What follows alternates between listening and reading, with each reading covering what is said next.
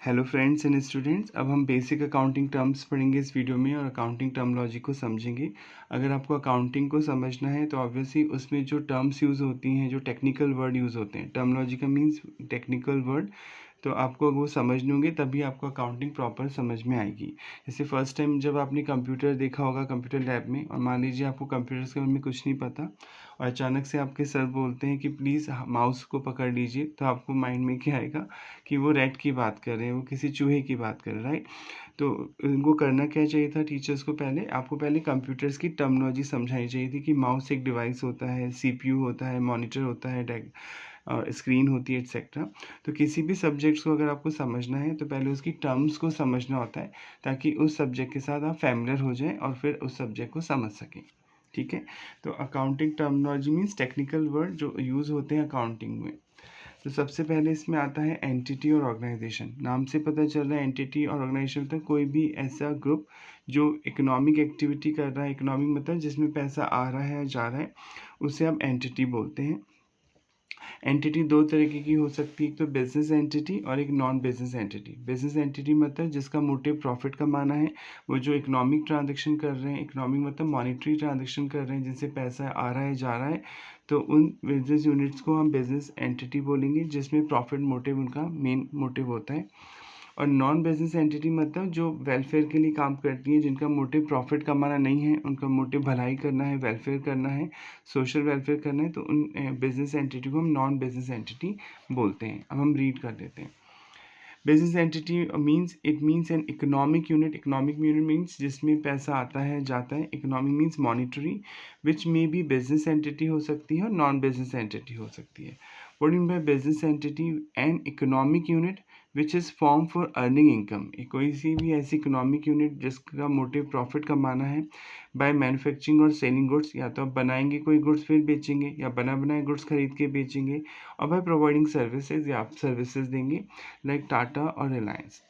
Goods और services में फ़र्क आपको पता होगा। गुड्स मीन्स कोई भी टेंजिबल आइटम जो मार्केट में आता है बेचने खरीदने के लिए, उसे आप गुड्स बोलते हैं। सर्विस का मतलब होता है इनटेंजिबल वैल्यू एडिशन, मतलब वो दिखाई नहीं देगी वो चीज़ पर आपको कोई बेनिफिट देगी, ठीक है, उसे हम बोलते हैं service. Non business entity, an entity which is form not to earn profit, जिसका मोटिव प्रॉफिट कमाना नहीं है, बट टू प्रोवाइड और रेंडर सर्विसेज, उसका मोटिव है सर्विसेज देना टू इट्स मेंबर, अपने मेंबर को या सोसाइटी को। Such entity also known as not for profit organisation. इन्हें नॉट फॉर प्रॉफिट ऑर्गेनाइजेशन भी बोलते हैं, लाइक क्लब्स खुलना, चैरिटेबल हॉस्पिटल, एक्सेट्रा। तो आई होप आपको बिजनेस एंटिटी ऑर्गेनाइजेशन मतलब समझ में आ गया होगा। कोई भी ऐसी ग्रुप जहाँ ट्रांजेक्शन होता है, इकोनॉमिक ट्रांजेक्शन होता है, यानी पैसा आता है और जाता है, उसे हम एंटिटी ऑर्गेनाइजेशन बोलते हैं बिजनेस के दौरान। और वो बिजनेस एंटिटी भी हो सकती है, नॉन बिजनेस एंटिटी भी हो सकती है। बिजनेस एंटिटी मीन जिसका मोटिव प्रॉफिट अर्न करना हो, और नॉन बिजनेस एंटिटी मीन जिसका मोटिव वेलफेयर करना हो। अब क्वेश्चन होता है बिजनेस क्या होता है सर? बिजनेस अगर कोई आपसे पूछे तो आप बोलेंगे any activity in which profit motive is there. जिस कोई भी ऐसा काम करना जिसमें आपका मोटिव प्रॉफिट कमाना होता है, उसे आप बिजनेस बोलते हैं। ठीक है। अब सर प्रोफेशन क्या होता है? प्रोफेशन मतलब आपको अगर प्रोफेशनल पर्सन बोलना है अपने आप को, तो आपके पास सबसे पहले डिग्री होना चाहिए और फिर स्किल होनी चाहिए। जैसे आपको चार्टर्ड अकाउंटेंट का पूरा काम आता है, राइट, या आप कंपाउंडर हैं, आप डॉक्टर का पूरा काम समझते हैं, पर आपको प्रोफेशनल पर्सन नहीं बोला जाएगा क्योंकि आपने एमबीबीएस नहीं किया। या आपको सीए का पूरा काम आता है पर आपने सीए फाइनल क्लियर नहीं किया, सीए की डिग्री नहीं ली, तो आपको प्रोफेशनल पर्सन नहीं बोला जाएगा। तो प्रोफेशन के लिए सबसे पहले डिग्री रिक्वायर्ड है, कोई स्पेसिफाइड डिग्री आपके पास होनी चाहिए, प्लस नॉलेज और स्किल होनी चाहिए, तो उस चीज़ को हम प्रोफेशन बोलते हैं। क्लियर? एक वर्ड होता है वोकेशन। वोकेशन मतलब अपनी किसी नेचुरल स्किल को, अपनी किसी टैलेंट को अप्लाई करके आप इनकम अर्न करते हैं, तो उसे वोकेशन बोला जाता है। और वोकेशन प्रोफेशन का ही पार्ट माना जाता है। तो वोकेशन मीन्स नेचुरल टैलेंट और skill, and generally it is considered as a part of profession. For example singer, actor बनने के लिए कोई डिग्री नहीं चाहिए, राइट। तो ये वोकेशन है जिसमें आप अपनी नेचुरल स्किल को अप्लाई करके कोई इनकम अर्न कर रहे हैं, उसको वोकेशन बोलते हैं। वोकेशन प्रोफेशन का ही पार्ट होता है। तो कई बार इंटरव्यू में नॉलेज के लिए पूछा जा सकता है what is the difference between business and profession. तो हम डिफरेंस के तौर पे बोल सकते हैं बिजनेस लिटरेट पर्सन भी कर सकता है और इलिटरेट पर्सन भी कर सकता है। इसके लिए कोई डिग्री रिक्वायर्ड नहीं है, कोई स्पेसिफिक डिग्री और कोई नॉलेज आपके पास होनी चाहिए, राइट। प्रोफेशन में आपके पास डिग्री होनी चाहिए फर्स्ट, और प्लस नॉलेज होनी चाहिए। तो ये प्रोफेशन होता है, राइट। नेक्स्ट टर्मिनोलॉजी है बिजनेस ट्रांजेक्शन। क्या होता है बिजनेस ट्रांजेक्शन? मतलब ऐसा कोई भी ट्रांजेक्शन करना, बिजनेस में व्यवहार करना, पैसे का लेन देन करना, जिससे आपकी असेट, लायबिलिटी और कैपिटल पे इफेक्ट पड़ता हो। अब सर असेट, लायबिलिटी, कैपिटल क्या है? वैसे आगे भी आएगा वर्ड, पर अभी समझ लें। एक होता है असेट वर्ड।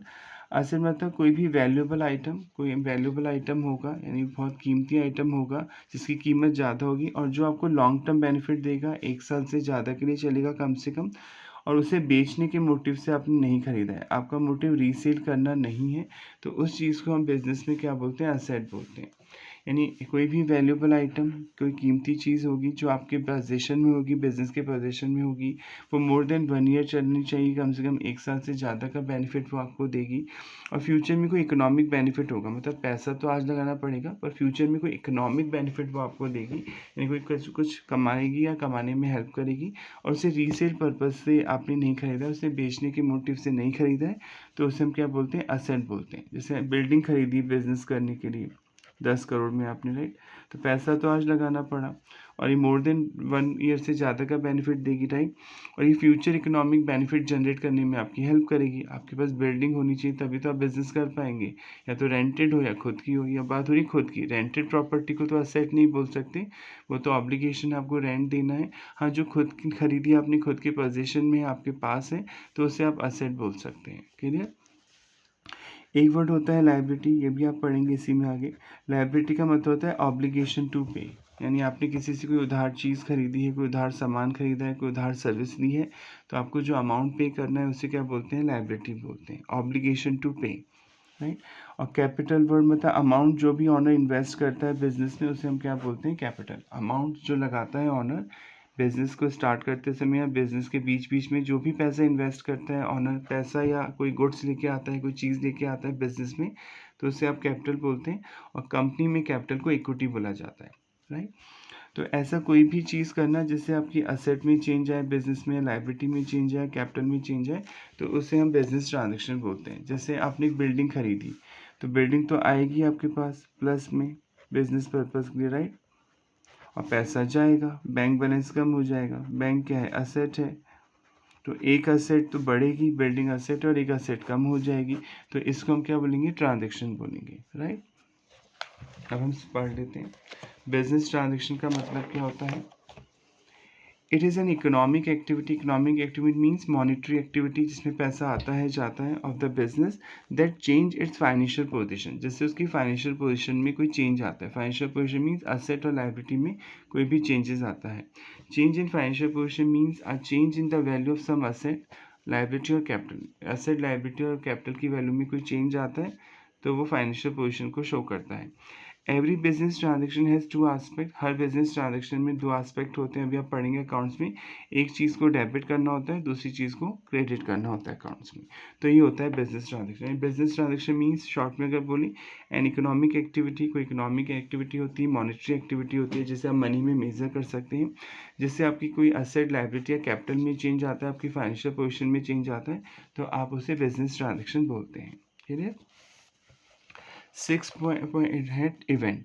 अब सर इवेंट क्या होता है? जो आप बिजनेस ट्रांजेक्शन्स कर रहे हैं, आपने पढ़ा था बिजनेस ट्रांजेक्शन कर रहे हैं, उन ट्रांजेक्शन का एंड रिजल्ट क्या निकला? एंड रिजल्ट मतलब प्रॉफिट हुआ या लॉस हुआ, right.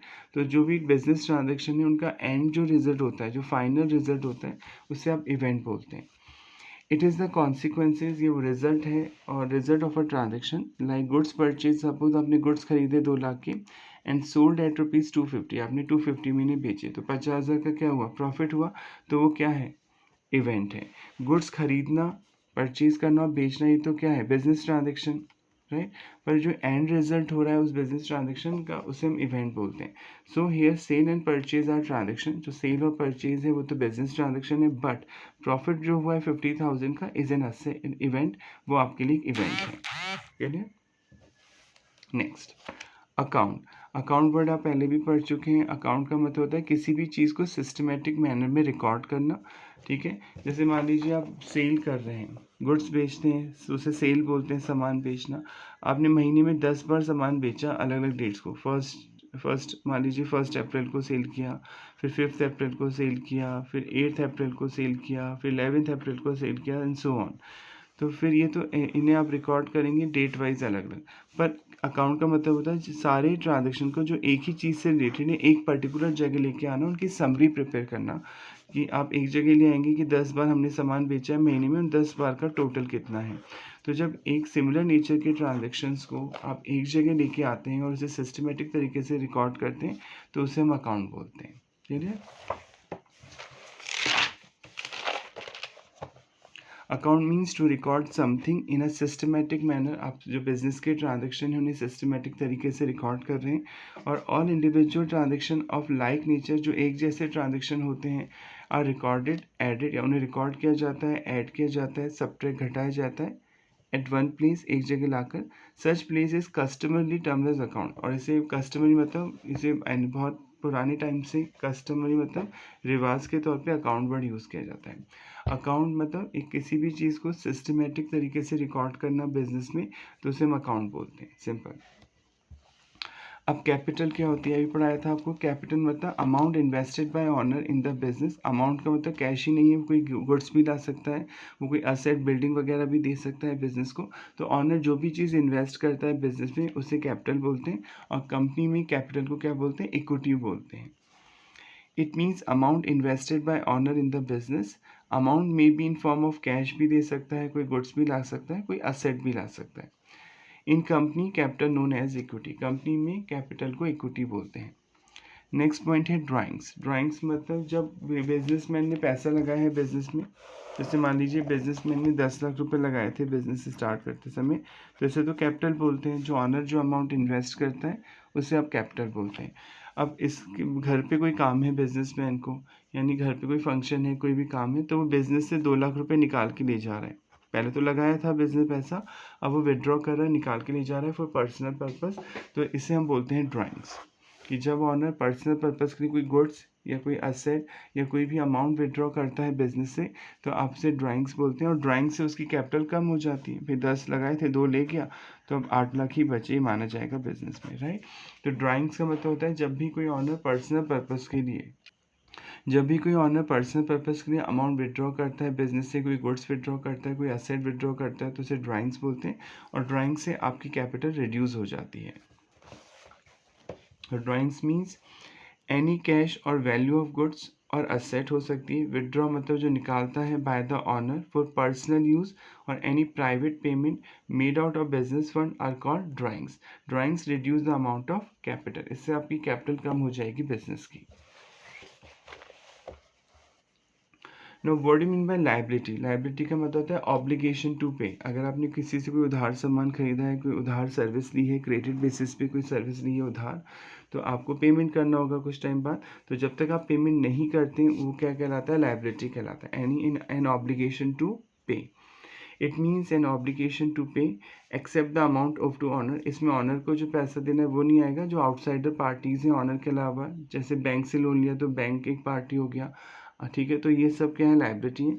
Like goods purchase on credit basis, जैसे आपने उधार सामान खरीदा तो उस पर्सन को पेमेंट करना होगा तो लाइबिलिटी होगा, राइट। असेट में से अगर कैपिटल घटा दे तो लाइबिलिटी आती है, राइट। असेट तो समझते हैं जो बिजनेस में आपने अमाउंट इन्वेस्ट किया, तो असेट खरीदने के लिए, जैसे फॉर एग्जाम्पल 20 लाख तो ऑनर ने दिया था पैसा, कैपिटल लगाई थी बिजनेस में, राइट। और 10 लाख का वो लोन लेके आया था बिजनेस में पैसा लगाने के लिए, तो टोटल 30 लाख रुपए का पैसा लगाया। और 30 लाख से उसने असेट खरीदी, बिजनेस को जाने के लिए फर्नीचर खरीदा, बिल्डिंग खरीदी, राइट, कोई भी मशीन खरीदी। तो असेट्स का टोटल 30 लाख हुआ, सारी असेट का टोटल, और लाइबिलिटी का टोटल भी 30 लाख है। लाइबिलिटी में तो कैपिटल आती है जो ऑनर को पैसा देना है, वो भी बिजनेस के लाइबिलिटी एक तरह से, पर ये इंटरनल लाइबिलिटी अभी आप पढ़ेंगे कि जो ऑनर को जो पैसा देना होता है वो तो इंटरनल लाइबिलिटी है, क्योंकि ऑनर तो अंदर का ही आदमी है। और जो बाहर के लोगों को पैसा देना होता है एक्सटर्नल लाइबिलिटी, वो है। तो जो असेट का टोटल है, अगर मैं उसमें से कैपिटल का अमाउंट हटा दूँ 20 लाख, तो बाकी क्या बचेगा, लाइबिलिटी, ठीक है। तो लाइबिलिटी का मतलब क्या हो गया, ऑब्लिगेशन टू पे। आउटसाइडर पार्टी की बात हो रही है, जो ऑनर के अलावा जिन लोगों से आप पैसा लेके आए हैं, चाहे उधार सामान खरीदा है, कोई उधार सर्विस ली है, उन्हें जो पैसा देना है उसे आप लाइबिलिटी बोलते हैं। तो असेट्स में से अगर कैपिटल का हिस्सा हटा दें, ऑनर ने जो पैसा लगाया वो हटा दें, तो बाकी लाइबिलिटी का अमाउंट माना जाएगा। लाइबिलिटी 2 तरह की हो सकती है, एक तो इंटरनल लाइबिलिटी और एक्सटर्नल लाइबिलिटी। इंटरनल लाइबिलिटी मतलब जो ऑनर से पैसा लिया है बिजनेस ने, वो इंटरनल लायबिलिटी होती है। और एक्सटर्नल लायबिलिटी मतलब ऑनर के अलावा किसी और आदमी से पैसा लिया है, बिजनेस ने बैंक से लोन लिया, तो बैंक क्या है, एक्सटर्नल लायबिलिटी। आपको गवर्नमेंट को टैक्स देना है, अभी तक टैक्स का पेमेंट नहीं किया, तो गवर्नमेंट भी क्या है आपके लिए, एक्सटर्नल लायबिलिटी है। तो internal liability means amount payable to the owner, जो ऑनर को पेमेंट करना है, दैट इज कैपिटल और एक्यूमुलेटेड प्रॉफिट। जो भी प्रॉफिट होगा बिजनेस का वो भी ऑनर को ही देना पड़ेगा। तो कैपिटल और जो एक्यूमुलेटेड प्रॉफिट, जो बहुत प्रॉफिट जो बचा इकट्ठा हो गया बिजनेस में, जो अभी तक पेमेंट नहीं किया है अपने ऑनर को, तो उन दोनों के टोटल को इंटरनल लायबिलिटी बोलते हैं। यानी जो प्रॉफिट्स बचता है बिजनेस प्लस और कैपिटल के टोटल को इंटरनल लायबिलिटी बोला जाएगा। External liability means obligation to pay to outsider, जो बाहर के आदमी को देनी, ऑनर के अलावा अगर आपको किसी को पेमेंट करना है तो उसे हम एक्सटर्नल लायबिलिटी बोलते हैं। जैसे क्रेडिटर्स, अभी आप पढ़ेंगे क्रेडिटर मतलब एक ऐसा पर्सन जिससे आप उधार सामान खरीदते हैं, उसे क्रेडिटर बोला जाता है। अब ये जो एक्सटर्नल लायबिलिटी होती है दो पार्ट्स में डिवाइड होती है एक्सटर्नल लायबिलिटी। एक होती है लॉन्ग टर्म लायबिलिटी और नॉन करंट लायबिलिटी, एक होती है शॉर्ट टर्म लायबिलिटी और करंट लायबिलिटी। अब sir what is the difference between long term और short term liability? Long term liability मतलब ऐसी कोई भी लायबिलिटी जो आपको 1 साल बाद पे करनी है। अब सर ये 1 साल कहाँ से काउंट होंगे? 31 मार्च, हमारे इंडिया में अकाउंटिंग ईयर जो एंड होता है अप्रैल टू मार्च चलता है, हम अप्रैल से मार्च तक का अपना प्रॉफिट लॉस कैलकुलेट करते हैं। तो 31 मार्च को जब आपका लास्ट डे होगा बिजनेस का, वहाँ से आपको काउंट करना है, जिस दिन आप अपनी फाइनेंशियल स्टेटमेंट बनाएंगे, यानी प्रॉफिट एंड लॉस कैलकुलेट करेंगे, अपनी एसेट और लायबिलिटी की पोजीशन देखेंगे कि कितनी मेरे पास एसेट है, कौन कौन सी चीज़ें हैं मेरे पास, और कौन कौन सी लायबिलिटी है जो मुझे पे करनी है। तो 31 मार्च को देखा जाएगा कि कोई भी लायबिलिटी अगर आपको वहाँ से विद इन 12 मंथ पे करनी है तब तो वो शॉर्ट टर्म होगी, और अगर आफ्टर 12 मंथ पे करनी है तो लॉन्ग टर्म होगी। क्लियर? यानी डेट ऑफ ट्रांजेक्शन नहीं देखा जाएगा कि मैंने लोन कब लिया था, मेरे को देखना है बैलेंस शीट की डेट है जिस दिन मैं अपनी एसेट और लायबिलिटी रिपोर्ट कर रहा हूँ कि मेरी पास इतनी एसेट है और मेरे लिए इतनी ये लायबिलिटी है, तो उस दिन से काउंट होगा। अगर उस दिन से आपको 1 साल के अंदर कोई चीज़ चुकानी है तो वो शॉर्ट टर्म या करंट लायबिलिटी होगा, और अगर 12 महीने बाद कोई चीज़ चुकानी है तो वो लॉन्ग टर्म या नॉन करंट लायबिलिटी होगा। ये लिखा हुआ है लॉन्ग टर्म लायबिलिटी या non current liability means liable for payment in a relatively long period. आपको लंबे समय में चुकाना होता है इस चीज़ को, normally after 1 year from the date of balance sheet. Balance sheet मतलब एक स्टेटमेंट आप बनाते हैं जिसमें आप अपनी असेट्स को लिखते हैं और अपनी लायबिलिटी को लिखते हैं, तो इस स्टेटमेंट को हम बैलेंस शीट बोलते हैं। जैसे बैंक लोन एग्जाम्पल हो गया, बैंक लोन 1 साल बाद ही चुकाना होता है जनरली। और short term liability means liable for payment in near future, जिसका आपको नियर फ्यूचर में यानी इमीडिएटली बेसिस पे या थोड़े टाइम में पेमेंट करना है, that is normally with in 12 month 1 year, like supplier और क्रेडिटर पेमेंट। आपने किसी से उधार खरीदा डे टू डे पर्पज़ के लिए, तो आप उसे पेमेंट करेंगे 12 मंथ के अंदर, तो वो आपका शॉर्ट टर्म लायबिलिटी होगा। यानी जिस भी लायबिलिटी को आपको विद इन 12 मंथ पे करना है वो शॉर्ट टर्म या करंट लायबिलिटी, और जिस भी लायबिलिटी को आपको आफ्टर 12 मंथ पे करना है वो लॉन्ग टर्म या नॉन करंट लायबिलिटी। अब हम बात करेंगे असेट। असेट मतलब कोई भी वैल्यूएबल आइटम है आपके पास, पढ़ाया था अभी आपको, कोई वैल्यूएबल आइटम होता है जिसकी कीमत है आपकी नज़र में, राइट, और वो 1 साल से ज़्यादा का बेनिफिट देगा और फ्यूचर में कोई इकोनॉमिक बेनिफिट होगा। यानी पैसा तो आपको आज लगाना पड़ेगा पर फ्यूचर में कोई इकोनॉमिक बेनिफिट होगा। इकोनॉमिक मीन्स मॉनेटरी बेनिफिट होगा, और आपने उसे बेचने के पर्पज़ से नहीं खरीदा है तो उस चीज़ को हम असेट बोलते हैं, right. It means any valuable item, उसकी कोई कीमत है आपकी नज़र में, ठीक है। जैसे बहुत सी चीज़ें होंगी जो 1 साल से ज़्यादा चल जाएंगी पर वो नॉन वैल्यूएबल आइटम होते हैं। जैसे पेन हो सकता है, कंपनी में पेन केवल साइन करने के काम में आता हो, तो ये पेन 5 साल चल जाएगा, पर ये है तो 10-20 रुपए का, तो ये असेट नहीं है, समझ रहे हैं। वो वैल्यूएबल आइटम होना चाहिए। अभी कैसे पता चलेगा कि किस लिमिट पे हम उसे वैल्यूएबल मानेंगे, हम आगे पढ़ेंगे इसी अकाउंट्स में, राइट। तो कोई भी कीमती चीज़ होनी चाहिए which is in the possession, या तो वो आपके अधिकार में हो बिजनेस के, और is the property of a business, वो बिजनेस की प्रॉपर्टी होनी चाहिए, which generate future economic benefit, जिससे आपको फ्यूचर में कोई इकोनॉमिक मीन्स मॉनेटरी बेनिफिट मिलेगा। नहीं, पैसा तो आपने आज लगाया उस चीज़ को खरीदने में, पर उससे जनरेट होगी इनकम फ्यूचर में। Like building purchase for business purpose, आपने कोई बिल्डिंग खरीदी बिजनेस पर्पज़ के लिए। Assets are divided into 2 category, 2 तरह की हो सकती हैं असेट। एक होती है नॉन करंट एसेट्स और एक होती है current assets. Non current asset मतलब जो 1 साल से ज़्यादा चलती हैं, जो 1 साल से ज़्यादा का बेनिफिट्स आपको देती हैं, जिन्हें आपने बेचने के मोटिव से नहीं खरीदा है, यूज़ करने के लिए खरीदा है बिजनेस में, उन्हें हम नॉन करंट एसेट या लॉन्ग टर्म एसेट बोलते हैं। करंट एसेट मतलब ऐसी कोई भी एसेट जो 1 साल के अंदर कैश में कन्वर्ट हो जाएगी, यानी जिसको आपने, जैसे आपने सामान खरीदा, आप कपड़े का बिजनेस करते हैं, तो कपड़ा खरीदा पहले फिर बेचेंगे, तो जो कपड़ा कन्वर्ट हो जाएगा कैश में विद इन 1 ईयर वो करंट असेट्स कहलाएगा। ऐसी कोई भी असेट जो शॉर्ट टाइम में या विद इन 1 ईयर कैश में कन्वर्ट हो जाएगी तो उसे आप करंट असेट्स बोलते हैं। तो लॉन्ग टर्म असेट या non current asset means purchase for continue use in the business. आपने उसे बिजनेस में यूज़ करने के लिए खरीदा है, बेचने के मोटिव से नहीं खरीदा है। And not meant for sale, उन्हें बेचने के मोटिव से नहीं खरीदा, like building, furniture etcetera, right. और शॉर्ट टर्म असेट मतलब परचेज फॉर सेल, आपने उन्हें बेचने के मोटिव से खरीदा है करंट असेट्स को या शॉर्ट टर्म असेट को। और management want to convert into cash within 1 year, ये असेट कैश में कन्वर्ट हो जाएंगी 1 साल के अंदर। जैसे डेटर और कस्टमर, जिन्हें आप उधार सामान बेचते हैं उन्हें डेटर या कस्टमर बोलते हैं, उनसे 1 साल के अंदर ही मिल जाता है पैसा। स्टॉक मतलब जो कोई सा भी गुड्स, कोई भी सामान जो बेचने के मोटिव से खरीदा जाता है उसे स्टॉक बोलते हैं। ये भी इसी में आप आगे समझेंगे टर्मोलॉजिक्स को। तो ऐसी कोई भी एसेट जो विद इन 12 मंथ कैश में कन्वर्ट हो जाती है उसे आप करंट एसेट या शॉर्ट टर्म एसेट बोलते हैं। अब जो लॉन्ग टर्म एसेट्स होती हैं वो डिवाइड होती हैं। Non current asset include fix asset आती है। फिक्स एसेट मतलब कोई भी एसेट जो लॉन्ग टर्म के लिए खरीदी गई है, बेचने के मोटिव से नहीं खरीदी गई है। और लॉन्ग टर्म इन्वेस्टमेंट आते हैं, अपने शेयर, डिवेंचर, बॉन्ड में या कोई ज्वेलरी में या गोल्ड में इन्वेस्टमेंट किया और 1 साल बाद बेचेंगे तो वो भी लॉन्ग टर्म एसेट है, यानी वो नॉन करंट एसेट्स का ही पार्ट है। फिक्स एसेट 2 कैटेगरी में डिवाइड होती हैं। टेंजिबल एसेट जिसे आप देख सकते हैं, छू सकते हैं। इंटेंजिबल एसेट मतलब कोई राइट है आपके पास जो इंटेंजिबल है, मतलब दिखाई नहीं देगा पर आपको कोई बेनिफिट देगा। जैसे पहले हम टेंजिबल एसेट समझते हैं। टेंजिबल एसेट मतलब सच एसेट है फिजिकल एग्जिस्टेंस, इनका फिजिकल एग्जिस्टेंस होता है। And can be seen and touched, आप इन्हें देख सकते हैं, छू सकते हैं, like building, furniture, sofa, TV, fridge, ये सब क्या है, टेंजिबल एसेट है।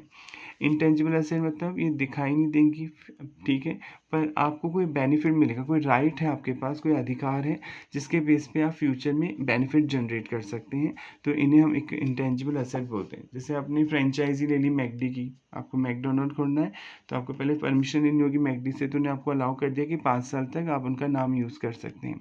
तो 5 साल तक वो जो राइट आपको मिला, अधिकार मिला मैकडी का नाम यूज़ करने का, उसे क्या बोलेंगे, इंटेंजिबल एसेट बोलेंगे। सच एसेट आर राइट, ये अधिकार होते हैं which provide future economic benefit, जिससे आपको फ्यूचर में कोई बेनिफिट मिलता है। Such asset also known as intellectual property right, इन्हें IPR भी बोलते हैं, इंटेलेक्चुअल प्रॉपर्टी राइट।